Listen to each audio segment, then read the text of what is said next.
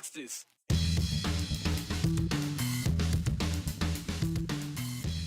It's been 2 days since the mass shooting at a Texas elementary school took the lives of 19 students and 2 teachers. And in that time, we've heard very little about the tragedy from Idaho's congressional members, much to the chagrin of their constituents. In a state like Idaho, where there's this huge push for enforcing freedom and our individual rights, students have rights as well. After 22 books were permanently banned from district shelves, a Nampa High School teacher is opening up about this narrow-minded policy. While some traditions never seem to go away, they do change over time. Apparently, Old English was the dialect of choice for graduates in 1924. I'm not even sure what that means. Since Tuesday, we've had several text messages and emails from viewers distraught about the mass shootings that have happened just within the last 2 weeks. 10 black people killed in a grocery store in Buffalo, New York. 21 in Uvalde, Texas, 2 days ago, 19 of them children. That's 31 Americans within 10 days of each other. And since Tuesday, Idahoans have asked, what can we do to make this stop? And they've asked this question of our elected leaders, or at least they've tried to. And they've waited for an answer, for something to be said by either Senators Mike Crapo or Jim Risch, or Congressman Mike Simpson or Russ Fulcher. Fulcher said a few things on a radio show yesterday, but until today, nobody else has really said anything, which has frustrated a lot of you. Cindy in Boise, I have written to each one of our senators asking them just what they are going to do. Apparently, it's not a big deal to them when an 18-year-old goes into a gun shop and buys an AR-15 and hundreds of dollars in ammo. This scenario has played out dozens of times. Meanwhile, our senators, nothing to see here. It was a legal purchase. This is unconscionable. Mark says he attempted to call all 4 of our congressional representatives. Fulcher and Crapo answered. Risch and Simpson didn't. Can't really talk to any of them, he said. The interns offered empty condolences, nothing else. So much caring. Lisa sent us an email saying she heard what Congressman Fulcher said yesterday and found it both appalling and unfathomable. The part about the same politicians now screaming for greater gun control were the same willing to send more guns to Ukraine 2 weeks ago. How do you compare a nation seeking to defend itself against an oppressive regime to mass murders committed against innocent, defenseless children and civilians? His statement merely reflects the stagnant, repressive party he represents, Lisa wrote. Where is this nation's principles and concerns for those who elect them? Amy also wrote, I was curious about Idaho's legislative delegation's response to the school shootings in Texas. I couldn't find anything on their website or Twitter, so I called their D.C. offices to ask. They didn't know what the representatives' thoughts were, she was told. Well, this morning she said she checked again. Still nothing. The silence from our legislative delegation on this tragedy is deafening. Idaho voters deserve better. Our kids deserve better. I'm so sick that the best we can do as a society is tell our kids and teachers to lock the doors and hide. Okay, so we reached out to Amy, a mom with 2 kids in the Boise School District, to ask her about her frustrations these past couple of days with her congressional delegation. It feels like they're hiding and just waiting for it to blow over so that they don't have to. I found out today there's legislation that's before the Congress that needs 10 more Republicans to come on and support it. Why can't Idaho be one of those 10? Did you want to ask them that question? Yeah, I did. And, I thought I'll probably call back tomorrow because I was like, I'm going to keep calling until I get a response. And I'm just so disappointed. I mean, I'm so disappointed that the solution that we've chosen is to tell our kids how to hide from shooters. And we're not taking care of guns. What would you like to hear from our delegation? I would like to hear that they're going to do something other than platitudes and nice words. I mean, I've written them many times to ask about guns.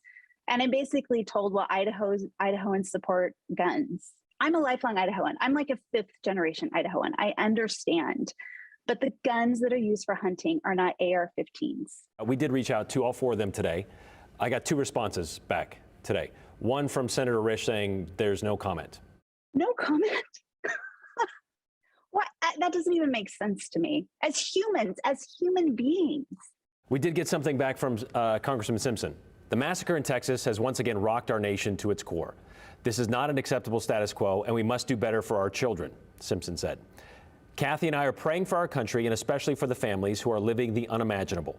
Hate and division are too present in our country, and elected leaders must set an example by coming together to find meaningful solutions that address the clear mental health crisis in this country. I would ask him, I believe too that we need to bring people together, but I would ask him how he was helping bring people together when he was tweeting about Biden and gas prices in the hours after a massacre of children. We're obviously 1,600 miles away from where this took place, and even further from what happened in Buffalo just 10 days prior. Yes, yes. What should we expect from Idaho congressional delegation when it comes to these things? Well, I mean, how many school shootings and church shootings and grocery store shootings have happened across the nation? I mean, we had the mall shooting here in Boise. It just feels like it's just a matter of time before it lands in our backyard. We're not exceptional. We're not special. It's coming for us. And so let's do something to prevent, to save our kids. I want to build a better world for our kids. And I don't, I guess we have to start. On social media, everyone's like, vote, and talk to your legislative delegation. I'm trying, but I'm not sure that that's making a difference. Amy said she didn't bother leaving her name when she called yesterday because she said she's tired of getting the same form letters in return. Like I mentioned, we did reach out to all 4 of Idaho's delegation today to see if they would talk to us about this or even just offer a comment. Congressman Mike Simpson's office shared his statement, as you just heard. That was posted nearly 2 hours after we sent our email. Senator Rish's office told us they didn't have a comment to share, and the senator isn't available for an interview. Like a lot of you, we have yet to hear from either Senator Crapo or Congressman Fulcher. It's been more than 2 weeks since the Nampa School District shed some books off their library shelves simply because the content inside was deemed too controversial to be read to or by children. The decision that passed in a 3-2 vote was made by 5 members, mostly who are volunteers, not teachers. And as it turns out, the educators themselves don't feel like they had a say in this decision. Here's Kathy Stepovic.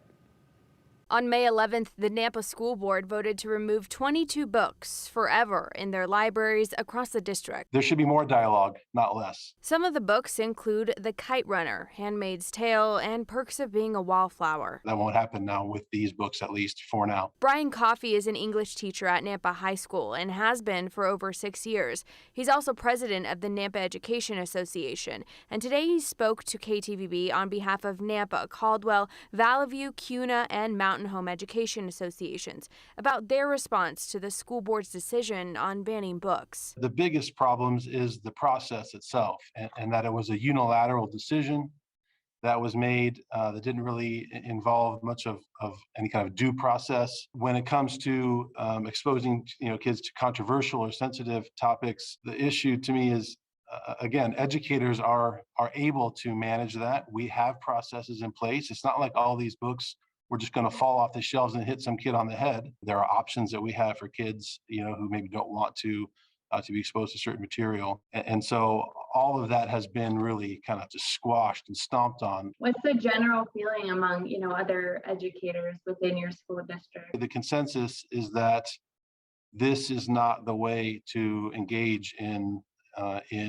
addressing controversial issues. To think that just, again, stomping on these books is somehow going to fix it is generally regarded as a bad educational decision. What does it mean for the future of these children? Our kids come from incredibly challenging circumstances and environments and normalize incredibly difficult life topics. And so the idea that we can't talk about books is pretty disheartening. Students have their own First Amendment rights. And so in a state like Idaho, where there's this huge push for enforcing freedom and our individual rights, students have rights as well. Coffey says there needs to be more discussion about controversial topics. He says that is what education is all about. The idea that the problem this day and age is books and that teenagers are running to the library to get information is approaching the absurd when they mostly have cell phones that give them access to all of human knowledge for all of history and, at an instant. If a decision to pull books commonly used in curriculum was made without the okay from educators, he wonders what's next. What I want to see is that our own school board and other school boards, across the valley and across the state are not afraid of engaging in open, honest dialogue about controversial issues. In Nampa, just because the board maybe can take this action doesn't mean that they should. It doesn't mean that it's the best decision. It doesn't mean that it's actually solved anything. I know, Katya, that when they made this decision a couple weeks ago, there was a discussion about the process and how they came to this decision. But yet we have yet to hear from anyone on the Nampa School Board to kind of talk to us about how they came to this decision. Yeah, and we're going to talk to them, I think, next week, right? That's the plan, yes. Yeah. You know, and it's offensive to a lot of educators who say, excuse me, there are processes where we actually do get permission from parents on certain instances, and there's a way to go around this other than just taking them, you know, off of our shelves. And I just want to tell our viewers, when we did this story a couple weeks ago, our team reached out to most of Idaho's school districts, and only 2 of them, Bonneville and West Ada, banned books, totaling 3. Now this is 22. They virtually sweep the shelves comparably. So yeah, it was a quick, and it was just a vast array of books, and got a little pushback from the community. And again, we tried to ask the Nampa School Board, and members, we were told the only person that could speak would be the president of the school board, and if we do talk to him next week, that will be 3 weeks after this decision was made. Love to hear what they have to say. All right, thanks, Katya. You know, school may be ending for the year for most students across Idaho this week. Most school boards, though, don't get a summer break. Earlier this week, West Ada School District Board of Trustees met to go over a number of issues, including a policy some are calling controversial, which is ironic because it deals with controversial topics. The so-called Policy 401.20, an attempt to bring the district in compliance with House Bill 377. It would stop teachers from asking students about their religious or political beliefs, their sexual orientation, their gender identity, race or ethnicity, and a few other things thrown in there without getting permission to ask these questions from their administration. And if approved, the policy would also prevent teachers from using any images that symbolize or depict, quote, political, quasi-political, or controversial topics in their classrooms. That means posters, stickers, signs, anything they put on the wall, you know, things of that nature to kind of make their classroom feel more personal. What would be considered political, quasi-political, or controversial? Well, that wasn't made clear. The board was told some parents expressed concerns about the nature of questionnaires being given to their kids, a tool a lot of teachers use to get to know their students, you know, like if they have a nickname or something or whatever. The concern seemed to be the questions of a personal nature, but they didn't get into specifics of what those might be. As far as the signs, the flags, and other paraphernalia, well, apparently some parents worried whether those things made it difficult to provide a neutral environment or for discussion and for learning. All who spoke at that meeting, though, not in favor. Policy is a reflection of values, and I want West Ada to confidently value inclusivity and diversity and not bend to pressure from groups of people who don't understand that inclusivity is truly inclusive. It's a slippery slope to include any, quote, controversial topic as prohibited from visual display in the classroom. Ironically, this would be harmful to transgender students because it is very important that any person be referred to and treated in a fashion that they want to be. What is most disturbing is who will decide what is permissible, not permissible, as a political, quasi-political, or controversial topic. This sounds like it's micromanaging rather than empowering discussions with students about their world. Micromanaging in the country's least regulated state. Who decides what falls under controversial, by the way? That's just one of the proposed, this was the first reading, I should say, of this proposed policy, but that question of who decides what is controversial, that didn't get decided, neither did this policy. No action was taken. Dr. Bubb, though, the district superintendent, says the policy will be sent to district staff, including teachers. He wants to get their input on it. A decision will come at a later board meeting. Day 2 of Idaho's primary election audit, and yesterday we told you 8 of Idaho's counties, 44 counties, randomly selected to be audited, and thanks to a new law that went into effect this year. Yesterday, the precincts in Ada, Idaho, and Payette counties were audited all by hand counted. And in Ada County, they went through more than 3,500 ballots and found 0 errors. 0, not 1. In Idaho County, they went through about 2,400 ballots. They did find 7 issues, including 4 absentee ballots that weren't correctly filled out, 2 day of ballots that weren't filled out correctly either, and there was 1 extra vote counted in one of those locations. In Payette County, they hand counted about 2,300 ballots and they found 3 issues. 2 of those were a sorting error. Today, audit teams are in Bonneville, Jerome County, and tomorrow they're going to finish up their statewide audit, counting ballots in Bannock, Kootenai, and Madison counties. And oh yeah, we didn't hear anything about Canadian votes being counted either. For high school seniors, saying goodbye can be tough. It's even tougher when it's done with indecipherable quotes. Okay, how about some modern day type of communication? Grab your cell phones and send us a text message or leave us a voicemail. The number is on your screen, 208-321-5614. However you decide to get in touch with us, remember, include your name and the hashtag the 208. Oh, and stick around. We'll be sharing some at the end of the show.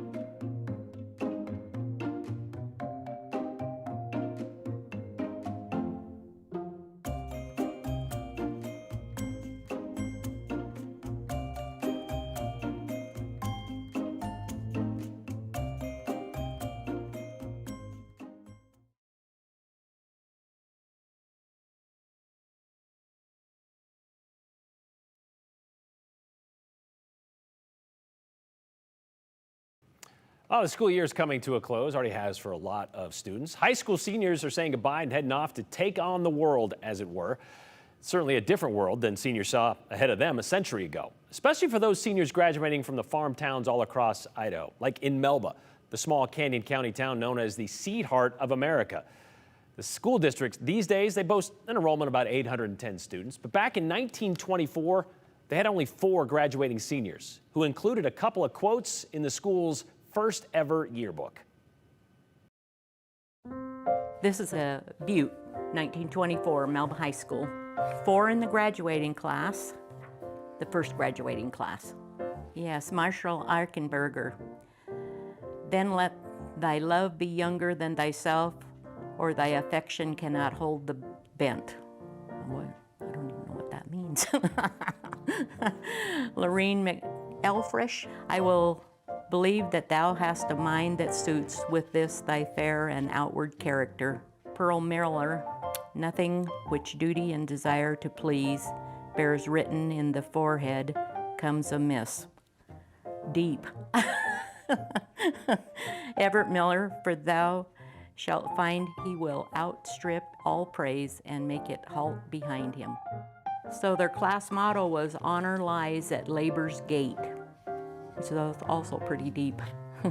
I think for one thing is just looking at the pictures and looking at how they saw things that they did as fun. This picture is there's a will, there's a way, and here's 6, 8 boys on horses, probably riding them to school. This is the senior will. To the Melba High School board, we leave 1 pitchfork, 2 tea towels, and 1 worn-out shoe. To the lower classmen, we leave the high school building on 2 conditions. First, that they will not do anything to the building that the seniors would not do. Second, that everyone will clean his feet properly before entering the building. So, being farm kids, they probably all knew that rule, right? Everett Miller leaves his knowledge of history to Melba Todd and his popularity with Helen Scudder to Raymond May. So he's leaving his old girlfriend to the next person. I think it mostly probably was just kind of a fun thing to do. Leaving his popularity. Wow, all right. Well, those annuals, by the way, those cost 35 cents back in 1924. I don't even know what to explain is a senior will. I do not know. Is that something that they do? Probably not anymore. I can't imagine they have. It's still kind of in some part of the country they do this, but the annual tradition for each graduating class and kind of leave some things behind, some inside jokes, that kind of stuff. In their school newspaper, in this case, their annual, seniors leave their possessions, whether physical or inanimate objects, to those behind, just like we just heard. For Melba's seniors in 1924, as you heard, pitchfork, 2 tea towels, and 1 worn-out shoe. Weird.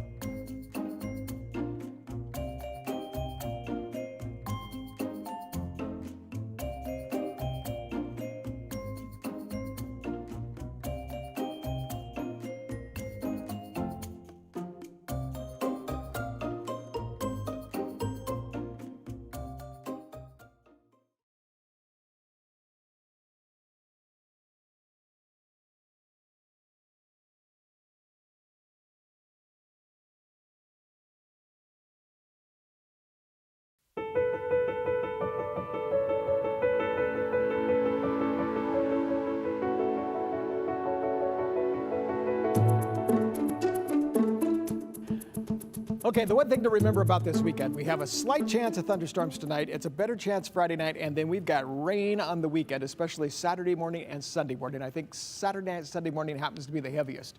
Just take a look. Here's some of the thunderstorms. This is later this evening at 10 o'clock. Not real close to Boise, but there's still a chance. We get a break tomorrow morning, and then you can see more showers and thunderstorms for Friday afternoon, but then this is what comes in on Saturday morning, okay? So you can see the rain around the area, McCall starting to let up again, but I think the most is going to be here. This is Saturday evening into early Sunday morning. Rain showers and thunderstorms, 1/2 inch to 1 inch in some locations in the next 2 to 3 days, especially early Saturday morning, Saturday evening, and Sunday morning. As we look at this, moving into the weekend, you see 73 for tomorrow, brings the temperatures down. If you're near any thunderstorms, you're going to be looking at some gusty winds. And then it's gone Tuesday through next week. We're coming back.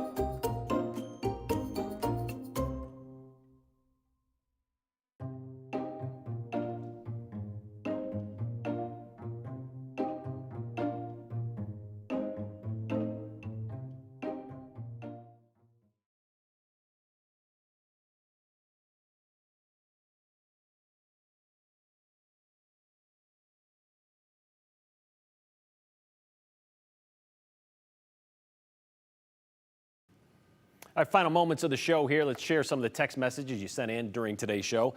This one from Jamie in Nampa. It's certainly ironic that the least regulated state wants to control classrooms so closely. That is, except, of course, to protect them from school shooters. Next one comes in from Steve. The right to life legislators can pass laws to protect the unborn children, but cannot do the same for those that have already been born. Sad day when you can't get a response from elected officials. Election coming soon. Time for a change within our elected lifers, says Rick in Twin Falls. Greg says, did we really expect anything more out of our senators or congressmen? They've shown their true colors to us for years. Status quo, baby, is what he meant to type there.